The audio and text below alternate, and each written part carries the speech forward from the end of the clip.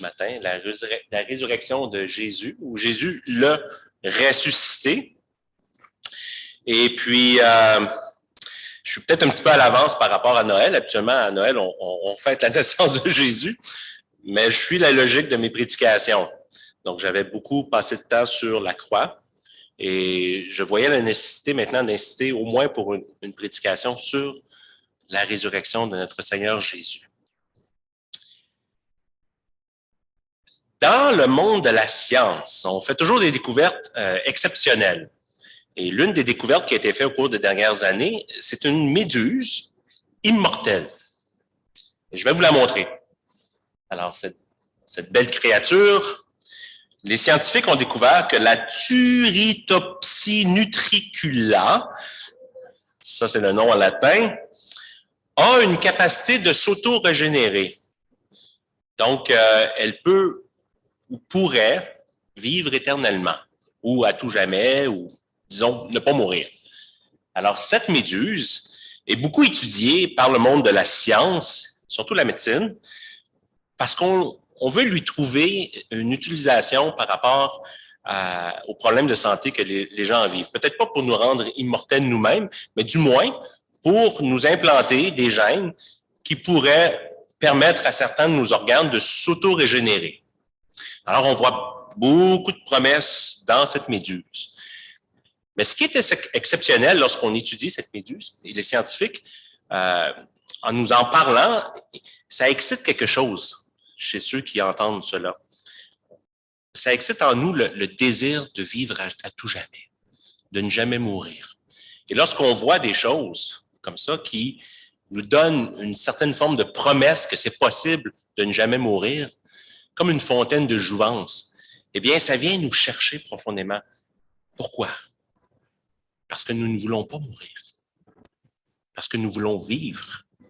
Et si quelque chose, comme une créature, comme une méduse, peut nous faire vivre à tout jamais, alors on voudrait ça. Et c'est normal, parce que la mort n'est pas inscrite dans notre intelligence. C'est pas inné, l'idée de mourir. C'est quelque chose que nous apprenons en grandissant. Oh, je vais mourir un jour. Mais si personne ne nous l'avait dit, on ne l'aurait probablement jamais su. Donc, la vie. Nous voulons la vie. Et cette méduse est devenue très populaire dans les introductions, dans les prédications. J'ai souvent entendu des prédicateurs parler de la méduse en question parce que c'est un bel exemple de quelque chose qui nous dit que la vie peut triompher, peut avoir la victoire sur la mort. Et pour nous, les chrétiens, la résurrection de Jésus-Christ est une promesse d'une vie éternelle. C'est le gage d'une victoire sur la mort. Et la résurrection de Jésus, et là je parle vraiment, et je prends le temps de préciser, la résurrection physique de Jésus, c'est-à-dire qu'il est réellement mort et qu'il est revenu à la vie, comme un être humain. Cette résurrection que proclament les chrétiens est le centre même de notre foi et de notre espérance. Comme le dit Paul en 1 Corinthiens 15, si Christ n'est pas ressuscité, notre foi est vaine. On est les plus malheureux des hommes parce qu'on s'astreint à une vie difficile où nous sommes persécutés parfois pour proclamer un message qui n'aurait jamais eu lieu si Christ n'était pas ressuscité, si la résurrection n'avait jamais eu lieu. Pourquoi alors vivrions-nous une vie aussi misérable comme chrétiens parfois pour proclamer un mensonge? Alors Paul le dit, non, Christ est ressuscité et c'est la raison pour laquelle nous le proclamons. Donc la résurrection est centrale dans le message que les chrétiens proclament. C'est central dans nos propres vies comme croyants. Mais qu'est-ce que c'est la résurrection? Comment la comprendre? Et la première question qu'on peut se poser, c'est de savoir qu'est-ce qui s'est réellement passé la nuit de Pâques. Christ a été mis au tombeau et puis il est revenu à la vie. La première chose que l'on doit dire, et il faut le reconnaître, Personne n'a été témoin de la résurrection. En d'autres mots, il n'y avait personne dans le tombeau au moment où Jésus est revenu à la vie. Aucun témoin. La Bible ne présente aucun témoignage direct de la résurrection. Tout ce que l'on sait, c'est que Jésus a été enseveli, et puis, le matin de sa résurrection, des gens l'ont vu, ont été témoins de sa présence vivante. Et ça nous ouvre la porte sur la question de la science et de l'histoire. Peut-on prouver scientifiquement la résurrection ou historiquement? Eh bien non. Vous pourriez avoir tous les outils scientifiques à votre portée et les apporter avec vous et tenter de prouver la résurrection, vous n'y arriverez pas. Parce que vous n'aurez jamais accès à l'événement. Il fait partie du passé de l'humanité. Et vous ne pourriez même pas reproduire cet événement-là scientifiquement parlant pour ensuite l'étudier. Sur le plan historique, on a bien sûr des récits qui nous parlent de la résurrection et qui nous disent que des gens l'ont vu. Paul affirme que 500 personnes, en plus de ses disciples, ont vu Jésus-Christ ressuscité. Mais ce sont des témoins et nous sommes littéralement dépendants du témoignage de ces hommes et ces femmes qui ont vu Jésus ressuscité. Mais si vous allez dans certains pays, vous allez découvrir des civilisations enfouies. On les déterre et on sait maintenant, telle ville a existé, on peut la retrouver, on peut l'étudier. Mais pas avec la résurrection. On aurait beau fouiller, on ne trouvera jamais une preuve historique qu'il y a un homme qui s'appelle Jésus qui est vraiment ressuscité en telle année. Tout ce que nous avons, c'est le témoignage des apôtres. Mais attention, ces hommes et ces femmes qui ont proclamé le Christ, qui ont été témoins de sa résurrection, sont morts pour le message qu'ils ont proclamé. Ils ont été persécutés, torturés, décapités. Alors, si ces hommes avaient été témoins d'un message erroné, autrement dit, s'ils avaient commencé à proclamer un Christ ressuscité qui ne l'avait jamais été, ils auraient été fous d'être persécutés pour un mensonge. Vous voyez? Donc, historiquement, on ne peut pas le prouver, mais on a quand même des récits qui sont forts de sens et qui sont importants à considérer.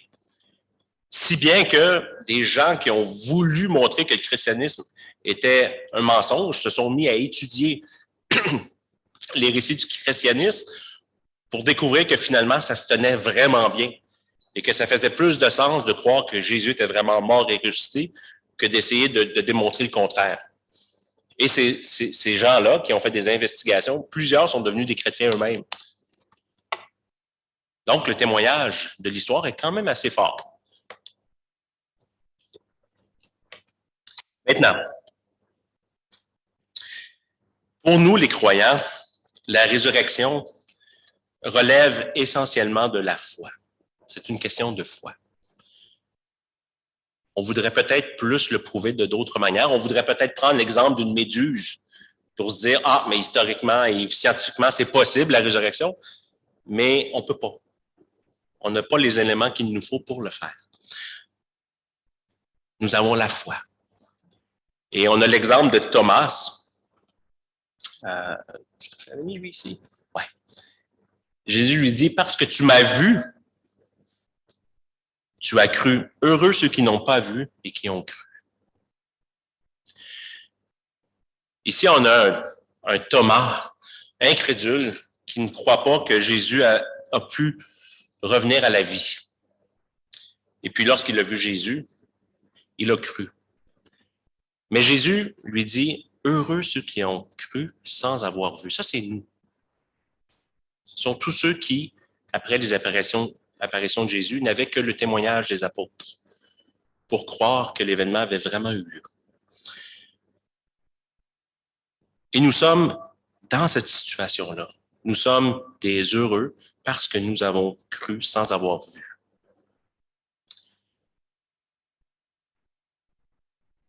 Est-ce que ça vous chicote de penser que votre foi en la résurrection repose uniquement sur le fait que vous croyez en la résurrection. Vous n'avez rien d'autre à part les Écritures qui nous donnent les témoignages des apôtres. Mais à part ça, tout ce qu'on a, c'est Dieu qui nous dit « J'ai ressuscité mon Fils, je vous le dis, croyez-le ». Oui, mais pourquoi on devrait le croire? Parce que je vous le dis. Ça, c'est la foi des croyants. Et c'est une foi qui pourrait nous déranger. Parce que pour des gens modernes qui sont friands d'exactitude, de preuves scientifiques, dans tout ce que nous faisons, dans tous les domaines de la vie, la science est omniprésente. La science veut être le magistère qui règne et qui nous dit quoi faire, quoi croire, quoi penser. Mais dans le domaine de la foi, de la religion, nous sommes littéralement laissés dans un vide scientifique et historique. Et ça peut être dérangeant. Et lorsqu'on prêche l'Évangile à certaines personnes et qu'on leur dit que Christ est ressuscité, eh bien, ça demande énormément d'efforts intellectuels pour ne plus penser. Et arrêter de dire, OK, je ne peux pas le prouver, puis c'est pas prouvable, mais j'y crois. C'est pas facile. Et c'est pour ça qu'on dit que le Saint-Esprit vient mettre une semence de foi dans nos cœurs. Parce que par nous-mêmes, on ne pourrait pas croire en la résurrection. Cette foi ne peut pas naître en nous d'elle-même. Il faut que Dieu vienne intervenir dans nos cœurs. Cependant, la résurrection a causé des effets très, très concrets dans l'histoire des hommes. Depuis que Christ est ressuscité, des choses se sont produites. Des choses ont déboulé de cela. D'abord, la résurrection, elle atteste l'œuvre entière de Jésus-Christ. Si on veut se poser la question, mais qu'est-ce que ça signifie, la résurrection? Eh bien, ça signifie que Dieu a pris parti pour Jésus. Il démontre aux hommes, en le ressuscitant, il leur dit ceci, « Celui que vous avez crucifié, celui que vous avez tué, le meurtre que vous avez commis, là, eh bien, cette personne-là, ce Jésus, c'était mon élu, celui que moi, Dieu, j'avais choisi. Et je vous le prouve d'une seule manière, c'est que je le ramène à la vie. Pour vous montrer à quel point vous vous êtes trompé. Vous avez frappé le mauvais homme. Évidemment, la mort de Jésus, elle était prévue, elle était dans le plan de Dieu, dans la perspective de Dieu, mais les hommes ne l'ont pas vu, ça, ce plan de Dieu. C'était un plan qui leur était complètement caché. Et eux, ils pensaient frapper vraiment cet homme pour de bonnes raisons. Et Dieu a retourné l'affaire en leur disant, vous vous êtes trompés. Et c'est moi qui ai mis cet homme parmi vous. Et je le ressuscite pour vous montrer à quel point vous aviez tort. Donc ça veut dire que le message de Jésus et le sens de sa vie est maintenant authentifié par Dieu lui-même en ressuscitant Jésus. Tout ce qu'il vous a dit, écoutez-le. Tout ce qu'il a fait pour vous, sa mort sur la croix pour vos péchés, acceptez-le. C'est ça que la résurrection signifie. Autrement dit, la cause de Jésus était bel et bien la cause de Dieu.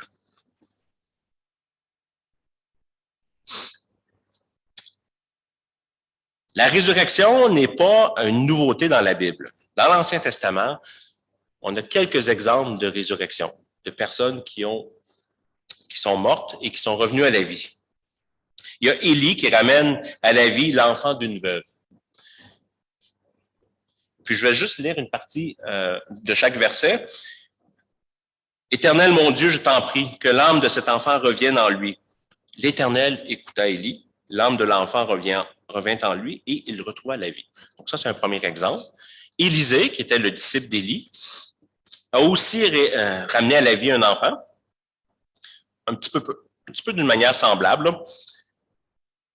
Élisée entra dans la pièce, ferma la porte sur eux deux et pria l'Éternel. Et là, au verset 35, Élisée s'éloigna, marcha de long en large dans la maison, puis remonta s'étendre sur l'enfant. Alors, l'enfant éternua, cette fois, avant d'ouvrir les yeux. Dans les deux cas, Élisée et Élie prient l'Éternel. Et Dieu accomplit le miracle. Dieu répond à la prière, il ramène à la vie ses enfants. Et on a un troisième exemple. Un homme mort est ramené après avoir touché les ossements d'Élisée. Élisée mourut et on l'enterra. L'année suivante, des troupes de Moabites pénétrèrent dans le pays. On était en train d'enterrer un homme quand on aperçut une de ses troupes. Et on jeta l'homme dans le tombeau d'Élisée. En touchant les ossements d'Élisée, l'homme reprit vie et se leva sur ses pieds. C'est une histoire assez étrange. Qu'on jette un homme dans un tas d'os, puis l'homme revient à la vie. Évidemment, ici, c'est Dieu lui-même, sans intermédiaire, qui a ressuscité cet homme. En tout cas, ça doit être assez intéressant de raconter à sa famille et à ses amis, j'ai été jeté sur un tas d'os, puis je suis revenu à la vie. Mais c'est ce qui est arrivé. Dans ces trois cas, c'est Dieu qui ressuscite les morts. Dieu fait l'intervention. Les prophètes et les Élisée ne sont que des intercesseurs. Ils ont demandé à Dieu, mais Dieu a fait l'acte de ramener à la vie ses enfants. Et Dieu aussi a ramené à la vie cet homme. Dans le Nouveau Testament, il y a 3 récits de résurrection. Plus celui de Jésus, ça en fait 4. On a d'abord Jésus qui ressuscite la fille de Jairus, qui était un chef de synagogue. Alors, Jésus l'a pris par la main et lui dit « Talitha koumi », ce qui signifie « Jeune fille, lève-toi, je te le dis ». Aussitôt, la jeune fille se leva et se mit à marcher car elle avait 12 ans. Ensuite, Jésus a ressuscité la fille d'une veuve, le garçon d'une veuve. Il s'approcha et toucha le cercueil. Ceux qui le portaient s'arrêtèrent. Il dit, « Jeune homme, je te le dis, lève-toi. » Et le mort s'assit et se mit à parler. Jésus le rendit à sa mère. Puis finalement, la résurrection dont on entend souvent parler, qui est celle de Lazare. Après avoir dit cela, il cria d'une voix forte, « Lazare, sors !» Et le mort sortit, les pieds et les mains attachés par des bandelettes et le visage enveloppé d'un linge. Jésus leur dit, « Détachez-le et laissez-le aller. » Donc, dans la Bible, tant l'Ancien que le Nouveau Testament, la résurrection est un phénomène qui se voit. Des gens sont morts et sont revenus à la vie, et chaque fois par la puissance de Dieu. Ici, c'est Jésus lui-même, par la puissance de l'Esprit, qui ramène les gens à la vie. Cependant, lorsqu'on considère tous ces récits de résurrection, il y a une différence fondamentale entre ces résurrections et la résurrection de Jésus. Autrement dit, ces hommes qui ont été ressuscités sont tous morts à nouveau. Leur résurrection n'était pas définitive. Comme le disait un frère, j'avais tellement aimé l'expression, ils sont tous remords. Par contre, Jésus, lui, est ressuscité de manière définitive. Il est revenu à la vie, mais il n'est jamais remort. Il est revenu à la vie pour l'éternité.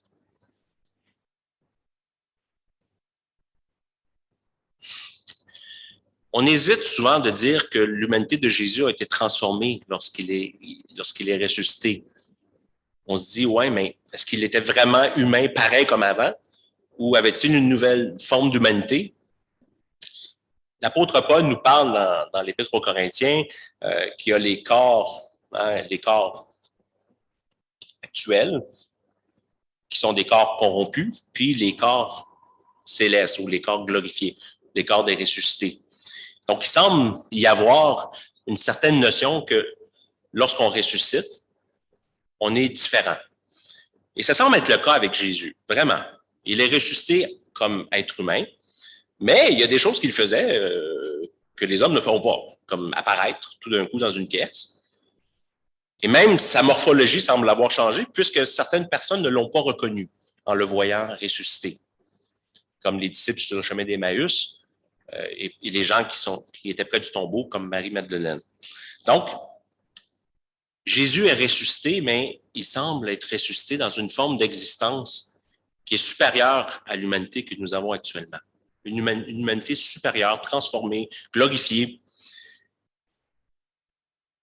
Mais il est quand même ressuscité corporellement, au point où même un Thomas pouvait voir les cicatrices dans ses mains.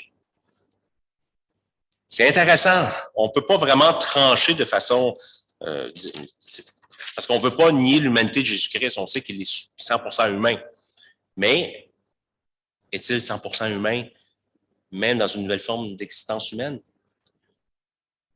Intéressant, on peut se poser la question.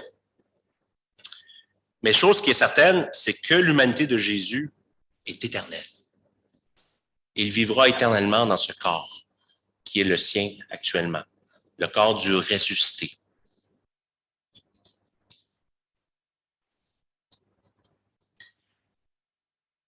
Si on approfondit un petit peu plus ce sujet de la résurrection, qu'est-ce que ça signifie pour nous? D'abord, ça signifie que la victoire, que la vie a la victoire sur les forces de la mort. La Bible considère la mort comme un ennemi, le dernier ennemi. Mais Jésus, par sa résurrection, démontre qu'il a vaincu cet ennemi. Et il nous promet que nous aussi, nous vaincrons l'ennemi, parce que nous ressusciterons avec lui. La résurrection est une démonstration que nos péchés ont été pardonnés, que nous avons été justifiés, que l'œuvre accomplie par Jésus à la croix pour le pardon de nos péchés est définitivement terminée. Il n'y a plus lieu que Jésus soit mort encore, parce que son œuvre est accomplie. Alors Dieu le ressuscite pour nous montrer que l'œuvre est terminée, l'œuvre a été accomplie. Le pardon des péchés est accordé de façon définitive. Donc la résurrection devrait avoir cette forme devrait nous donner de croire encore plus que nos péchés ont été pardonnés lorsque nous considérons la résurrection de Jésus. La résurrection aussi nous donne l'assurance que Jésus est intimement lié à son Père. Ils partagent une vie commune. Ils font partie de la Trinité. Jésus a été abandonné par le Père sur la croix, mais le Père est venu le chercher. Il l'a ramené à la vie. Il le fait monter avec lui pour s'asseoir à la droite de Dieu. Ils sont ensemble. Ils ont une œuvre commune. Ils partagent le même but pour nous, pour notre humanité, pour les enfants de Dieu.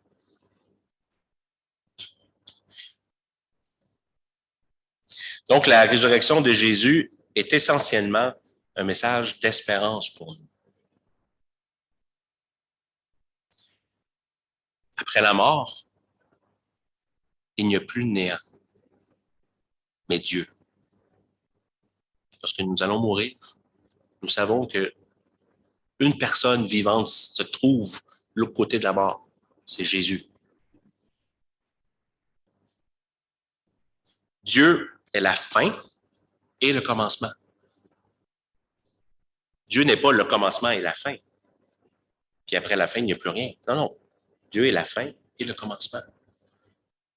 Lorsque notre vie se terminera, un commencement se présentera à nous.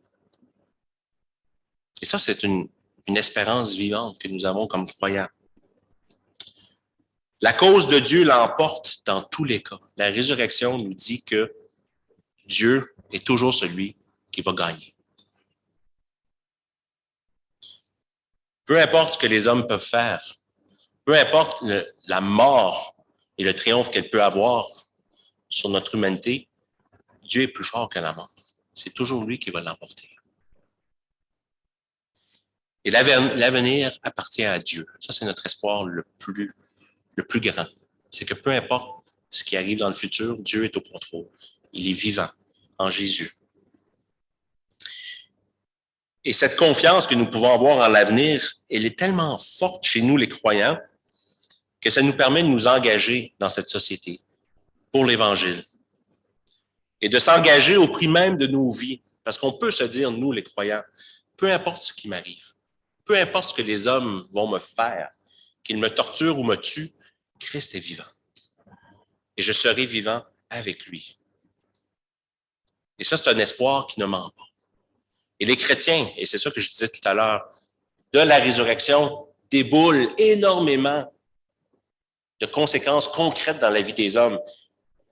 Et les chrétiens, depuis qu'ils ont commencé à proclamer l'Évangile, ils ont accepté les plus grandes souffrances qu'aucun autre groupe d'hommes n'a pu accepter pour l'Évangile de Jésus-Christ. Ils ont été persécutés, brûlés, décapités. Énumérer le nombre de tortures qui vous vient en tête, ça a probablement été fait des chrétiens. Mais tout ça, ils l'ont accepté. Ils sont passés à travers ces épreuves parce qu'ils avaient l'intime conviction que le ressuscité était vivant et qu'il avait le pouvoir de les ramener à la vie eux aussi. Et c'est pour ça qu'ils ont pu endurer autant d'épreuves. Et c'est la même chose pour nous aujourd'hui. Il y a encore des chrétiens qui sont persécutés aujourd'hui. Il y a des pays où être chrétien est contre la loi et ça mérite la mort. Et on persécute des chrétiens et on en tue. Nous, on est des chrétiens de Watt, mais on a quand même nos persécutions, même si on vit dans la Watt. C'est pas facile. Et notre vie n'est pas nécessairement facile parce qu'on est chrétien, parce que nous vivons des injustices, parce que nous sommes chrétiens. Il y a des gens qui nous mettent de côté, parce que nous sommes chrétiens. Il y a des choses qu'on se refuse de faire et que toutes les autres personnes autour de nous font, mais parce que nous sommes chrétiens, nous ne les faisons pas. Et parfois, on peut se dire, oui, mais moi aussi, je voudrais avoir mon petit coin de pays sous le soleil. Mais parce qu'on est chrétien, on se refuse de l'avoir, ce petit coin de pays, puis on vit plus misérablement que les autres des fois. Mais on sait qu'on aura une autre vie où la vraie vie va commencer quand Christ nous prendra avec lui. Donc, on accepte de vivre des choses que d'autres hommes ne vivent pas parce que nous avons foi en la résurrection.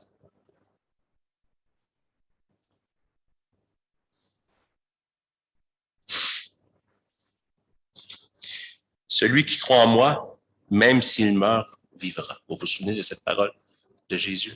Celui qui croit en moi, même s'il meurt, vivra.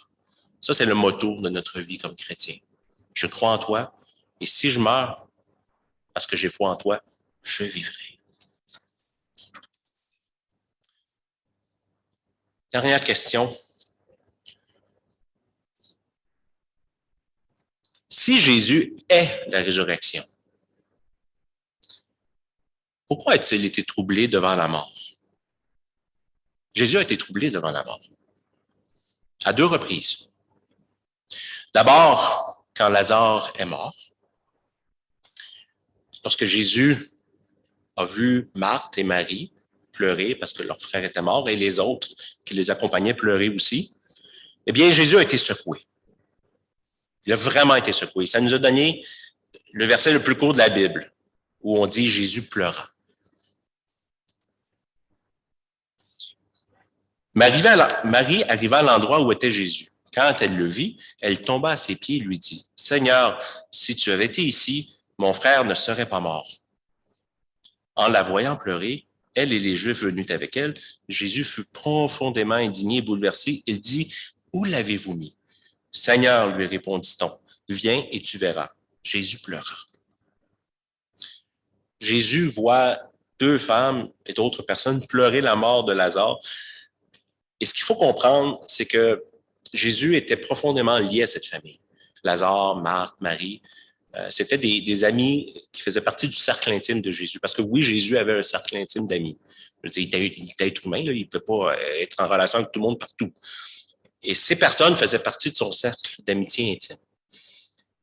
Et Marthe et Marie ne comprenaient pas pourquoi Jésus avait pris 4 jours à venir dans leur ville alors qu'ils savaient que Lazare était malade, sur le point de mourir.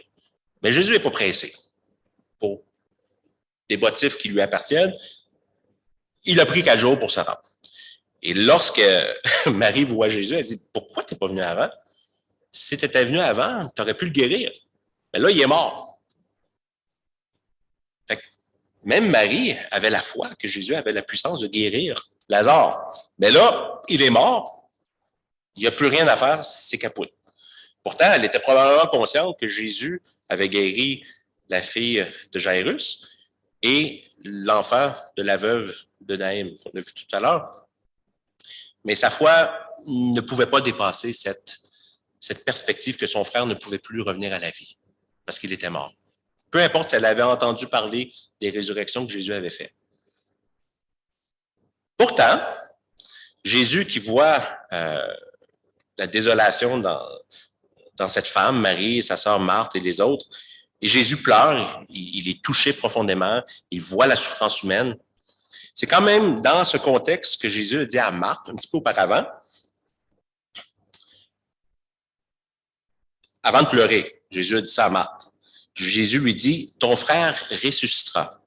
Je sais, lui répondit Marthe, qu'il ressuscitera lors de la résurrection à la fin, comme les Juifs croyaient, que les hommes allaient ressusciter à la fin, tous les hommes, le dernier jour. Jésus lui dit, c'est moi qui suis la résurrection et la vie. Celui qui croit en moi vivra même s'il meurt. Et toute personne qui vit et croit en moi ne mourra jamais. Crois-tu cela? Donc, on dirait que Jésus est plein d'espoir. Il donne l'espoir. Je suis la résurrection et la vie, crois en moi. Et en même temps, il pleure parce qu'il voit des gens qui sont confrontés à la mort d'un proche. Et ça l'attriste. C'est quand même intéressant. Jésus n'est pas schizophrène. Il sait très bien ce qu'il s'apprête à faire, ramener à la vie Lazare. Mais en même temps, malgré cette conviction qu'il a d'être capable de ramener Lazare à la vie, Jésus reste humain. Il comprend la souffrance que la mort peut apporter chez ceux qui la vivent. Il sait que la mort est un ennemi, que la mort est terrifiante, que la mort brise des liens solides, que la mort attriste les hommes, que la mort crée des vides. Il sait que la mort est quelque chose que l'humanité ne peut pas supporter parce qu'elle n'a pas été créée pour mourir, parce qu'elle n'a pas été créée pour vivre ce type de sentiment. Jésus le sait et il le vit lui-même parce qu'il est humain. Il est humain et il comprend ce que les humains vivent. Et ça, c'est fort. Parce que, supposons que vous êtes persécuté, hein, puis que la mort vous attend dans la persécution. Ça peut être difficile à vivre, ça peut vous faire peur. Ou bien si vous voyez un missionnaire que vous connaissez bien qui se fait tuer en mission, vous allez pleurer sa mort. Et c'est normal que vous le fassiez, parce que vous êtes humain. Et Jésus comprend ça. Jésus sait pleurer. Donc, il nous permet de pleurer les morts. Ça n'enlève pas le fait qu'il y a une promesse de vie, parce que Jésus dit, je suis la résurrection et la vie. Et c'est elle qui va triompher. Mais prenez le temps de vivre la mort aussi. C'est important. La nôtre nous est préparée et celle des autres qui nous entourent. Et Jésus aussi a été ébranlé face à sa propre mort. Et ça, c'est le deuxième endroit où on voit comment la mort a ébranlé Jésus. Jésus a été très, très, très angoissé un peu avant sa mort et 3 évangélistes rapportent ce récit. Quand Jésus est au jardin avec certains de ses apôtres et il leur demande de prier parce que Jésus vit des heures de terreur. Il veut être accompagné par 3 de ses apôtres. Mais ceux-ci dorment au lieu de l'accompagner. Puis il s'éloigna d'eux à distance d'environ un jet de pierre, se mit à genoux et pria en disant, « Père, si tu voulais éloigner de moi cette coupe, toutefois que ce ne soit pas ma volonté qui se fasse, mais la tienne. » Alors un ange lui apparut du ciel pour le fortifier. Saisi d'angoisse, Jésus priait avec plus d'insistance et sa sueur devint comme des caillots de sang qui tombaient par terre. Avez-vous déjà vu une personne angoissée comme ça? Je ne sais pas médicalement comment on peut expliquer les caillots de sang, mais il s'est passé quelque chose de physique qui était très, très lié à l'angoisse que Jésus vivait. Jésus était terrifié à l'idée de mourir. Et est-ce qu'on peut inclure dans cette peur le fait qu'il savait que son père allait l'abandonner? Peut-être. Mais Jésus s'attendait à vivre quelque chose d'extrêmement souffrant. Il savait qu'on allait le torturer. Il savait quelle mort l'attendait. Il l'avait déjà prévu, c'était la croix. Il l'avait dit. Et Jésus, dans toute son humanité, a besoin d'être rassuré par Dieu. Et Dieu lui envoie un ange pour le rassurer. Est-ce que Dieu a donné la force à Jésus pour qu'il puisse vivre cette épreuve? Oui, Dieu lui a donné cette force. Dieu lui a donné ce qu'il fallait pour aller jusqu'à la croix et y rester. Est-ce que Dieu peut nous aider si nous sommes nous-mêmes confrontés à la mort?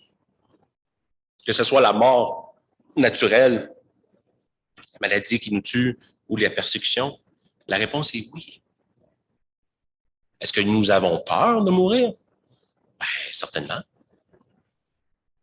Souvent, les chrétiens,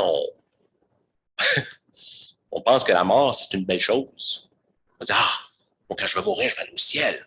Et là, on parle de la mort comme si c'était quelque chose, une pécadille dans notre existence, qui va nous arriver, puis pouf, tous nos problèmes vont s'effacer, nous allons devenir de nouvelles créatures, tout va aller bien après. Et on semble oublier que lorsque nous arriverons à la mort, on va peut-être pas avoir cette attitude aussi enfantine devant la mort. Il se peut très bien qu'on pogne les quételles, comme on dit en québécois, qu'on ait peur, que ça nous terrifie. Et c'est correct, parce que la mort est une ennemie qui a été vaincue, mais qui est encore là avec son, comme ça dit, ça nous pique. Charles Spurgeon, le grand prédicateur anglais, disait « La mort est le dernier ennemi, alors gardons-la pour la fin. » Quand je serai rendu là, je vais la vivre, puis à ce moment-là, je vivrai ce que c'est la mort, que ce soit terrifiant ou non. Donc, la mort, je pense que la seule façon de vivre la mort chrétienne, la façon chrétienne de la vivre, c'est par la résurrection. Notre espérance est dans la résurrection de Jésus. Et lorsque vous voyez un chrétien mourir, et j'ai lu beaucoup de témoignages de chrétiens qui ont été persécutés, un message revient continuellement dans leur esprit avant de mourir. Jésus, je vais te rejoindre. Tu es vivant. Je sais que tu vas me prendre avec toi. C'est la résurrection qui devient leur source de courage, d'espérance devant la mort qui est ce dernier ennemi qu'ils vont affronter. Et c'est aussi probablement ce qui va nous arriver à nous.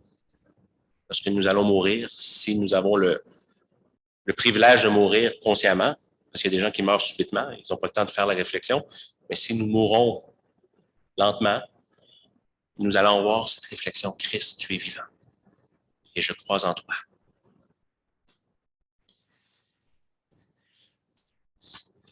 Pour surmonter la peur de la mort, eh bien, c'est l'Esprit de Dieu qui le fait en nous, qui nous donne la force de le faire. L'Esprit de Dieu vient et nous rappelle comment Jésus est mort et ressuscité.